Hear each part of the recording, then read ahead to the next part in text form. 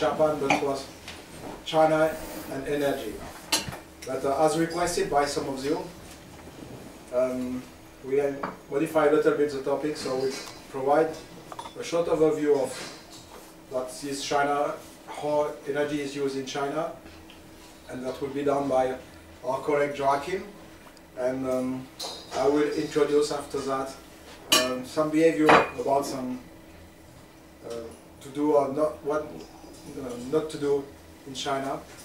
And so that will be the rest of the speech. Yeah, do your best. So could you please applaud Joachim?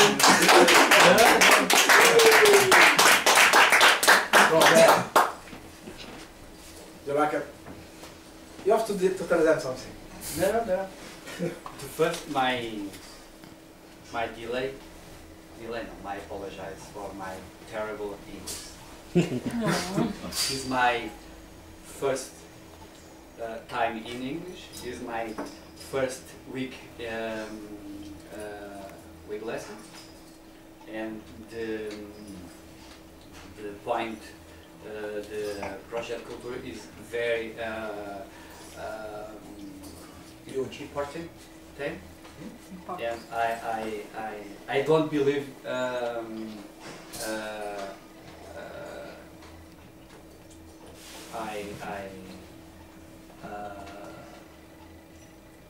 it's possible for me to present maybe this you can. Yeah, okay. You can. Try it. Thank you, Vida. You can. It's a chance. But I try to speak a small with China. China is now is the most populated country in the world, and with over 1.3 billion inhabitants. And the most important is the year 2 years to increased to 12-13 million is the same population. Example, Portugal. Another year, China have plus Portugal. You understand? Mm-hmm. Yeah, correctly. And in my point of view, the problem is where is the point, and this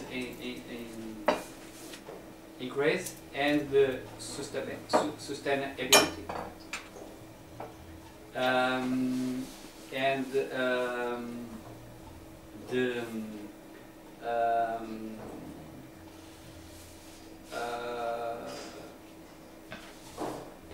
solutions for this. China is the world's second biggest energy consumer, and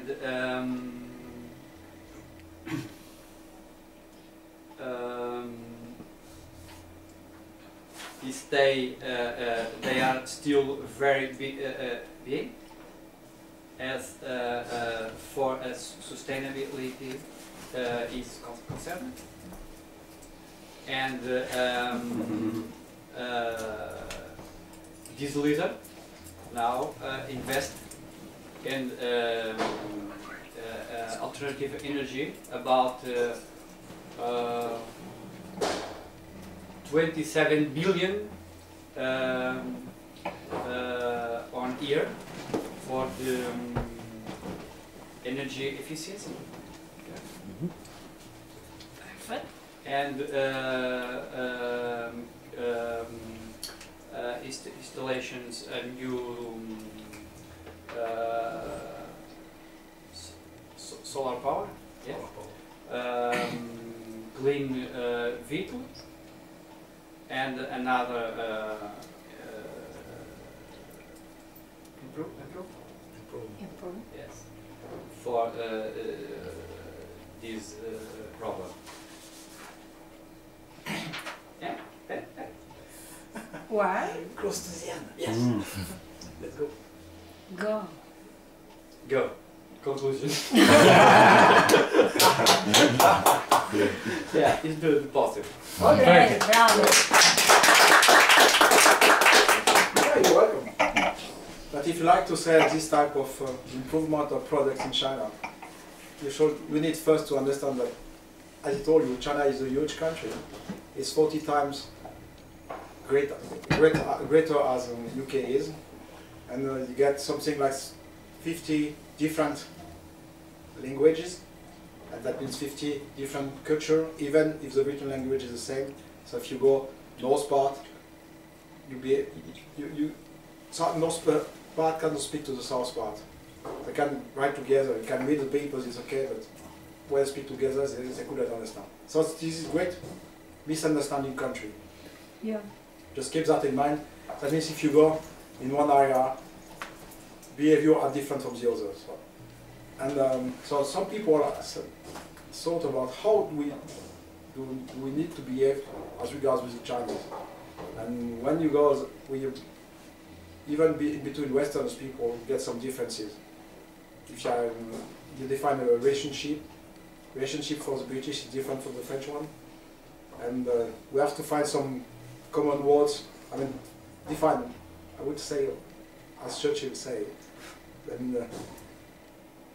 France and like English and the US. And Enjoy. yes, I enjoy now. But this is two nations that separated by a common language. And this is China is exactly that. Yeah. If you go in China, you get some different nations within the countries, not only unity, but shared, separated by the common language. Okay. So when you work together, the first thing we enjoy between, for example, South Europe people is the first thing is the relationship. Relationship is first as regards with the business. If you go with Saxon people, I mean German people, Nordic people, relationship is nothing. It's easy to interfere with them, but business is first. And so this is just an example of very slight difference we can find between French and British people. And if you go in China, it's very surprising, but they are closer with French and Italian people than they are with American, German people from point of view that the relationship is more important than the rest. But if you go there for business. So you think about efficiency, about money, about contract, so your own ways to sign a contract. But for the Chinese, the first thing to do is to be in relation. Even if you meet a poor people, you need to get in relation with him. He needs to understand who you are, what are you doing, what is your family. Sometimes say, I don't care about that for my business. But you are. If you don't, you'll be wrong. I mean, you can go on that way and say, I need my contract, you will get your contract. But in China, a contract is what I accept to work with you. You got for you, the contract is the end of the job. For them, it's the beginning. It's like, okay, now, start to speak about business. Say, oh, no, but it's done. It's not done at all. This is the beginning. And for the Chinese, what business is? They think about, I'll say, you think about know-how transfer, technology transfer, knowledge transfer, something like this. For the Chinese, their idea is to, I would say, in IT world, this downloading knowledge, I mean, save time to get things. For you, it's sharing knowledge, sharing the risk, not at all the same thing. So one thing to keep in mind first, define what will be your partnership with the person you are facing to. This is the first thing.